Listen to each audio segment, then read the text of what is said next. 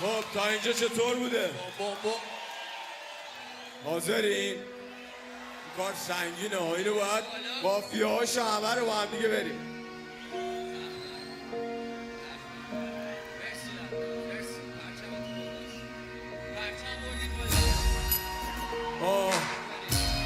من ادامه میدم، من ادامه میدم، من ادامه میدم.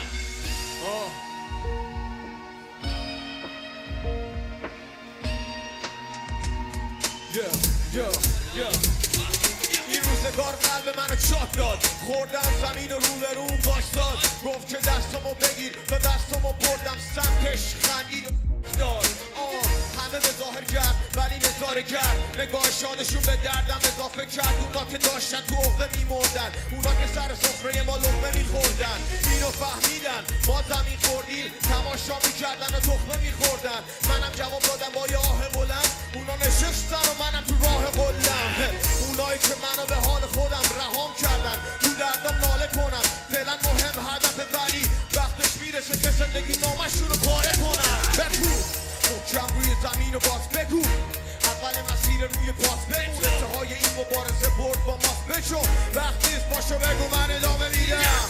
محکم روی زمین باز بگو، اول مسیر روی پاس بمون. انتهای این مبارزه برد با ماست بچو، وقتیست باشو بگو من ادامه میدم. تو این قصه بیت دارم واسه 100 تا آلبوم، تکست و بیت دارم ادامه میدم تا وقتی حرف هست آتش فشار رو نمیشه و له شدم. وقتی باید منچه میدادم توی اوج درد و اوج میدادم، تا الانم به دردم فرجه میدادم. ببین من برجه میدادم، ادامه میدم.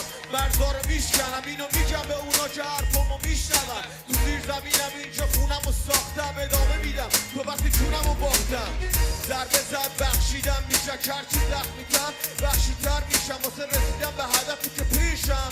رپو میذارم کنار ولی به یه شهر، وقتی رپ فارس رو بسازم و بمیرم، طرفدارا زیر جنازم رو بگیرن، بشینن همگی کنار تابوت بگن یاس همیشه به یاد ما بود. بگو محکم روی زمین باز بگو، اول مسیر روی باز بمون. انتهای این مبارزه برد با ما بجا، وقتیست پاشو بگو من ادامه میدم.